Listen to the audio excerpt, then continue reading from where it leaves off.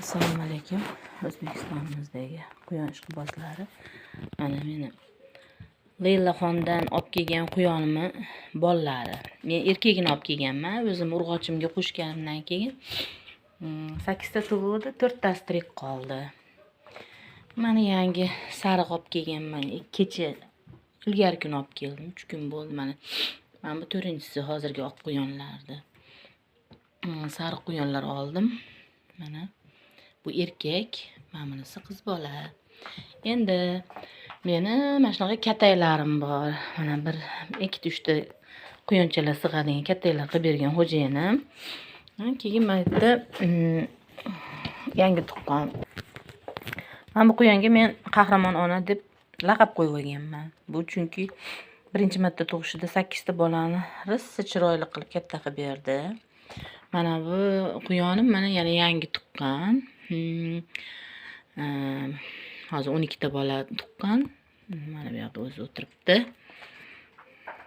Mana bu ko'pachan tayda ham quyonim bor. Hozir havolar sovuqligi uchun sal iliqroq bo'lsin deb yuqoroq ko'pachan yopib qo'yganman. Katta quyon bu. Allohga shukr mana. O'tgan safar tuqqanda bolalarini g'ajib tashlagan, bu safar yo'q, yaxshi. Hozir mana 12 ta bolasi bor buni ham. Mana bitta bolalari bekitib qo'yganmiz. Issiqroq tursin deb. Mana o'rtoqlar. Mana quyonim. Mana hozir kechki ovqatlarimni berdim quyonlarimga. Qo'ldan kelgancha bularni boqib, ehtiyot qilib qarayapmiz, Allohga shukr. Mana bu quyonim 7 ta tuqqan. Bolachalari bilan mana. Qo'llarini qancha ustini yopib qo'yaveraman, bular ochib yuborishaveradi. Nimaga ekan bilmayman.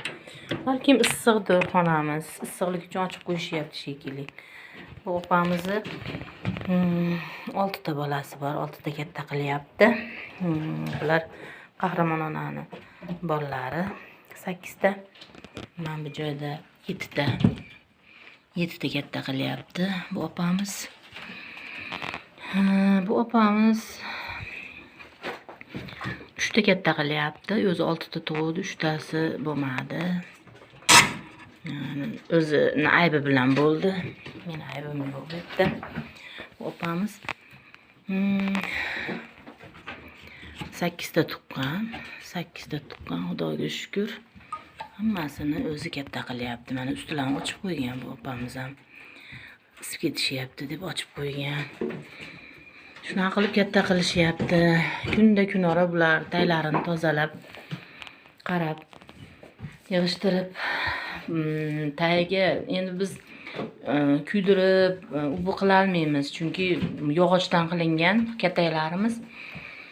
Apilka sepaman men. Apilkalar sepib, taylarini iloji boricha quruq saqlashga harakat qilaman. Toza qilib, quruq qilib, mana shu axlat qiladigan xona joylarini toza qilib, qirib, shipirib tozalab, mana hojatxonasi, ashi tozalab, g'ish bilan o'rab qo'yganman. Top-toza qilib, apilka sepib qo'yaman. Hidlari ko'tarilib, svejiy bo'lib qoladi xonalari. Apilka ham yaxshi narsa ekanda, ko'pchilik yaxshi dezinfeksiya qilish kerak, bu deyapti-yu. Endi manaqa imkondan kelib chiqqan holatda boqilayotganda quyonlarga endi apilkadan foydalanishga to'g'ri keladi. Yoki somon, yoki poxol tashlash kerak bo'lyapti. Men mana Rossiyalarda, o'rislarda quyon boqishlarini ko'rib o'zimga xulosa chiqardim. Demak, men ham xato qilmayapman ekan. Yaxshi bo'lyapti, Allohga shukr. Apilkalar sepib qo'yaman, taylari quruq turadi. 2 kun, 3 kunda tozalab apilka sepib turaman. Hammalarda ishingizga omad. Quyon boqishda charchamanglar. Yana yangi videolarda ko'rishguncha xayr.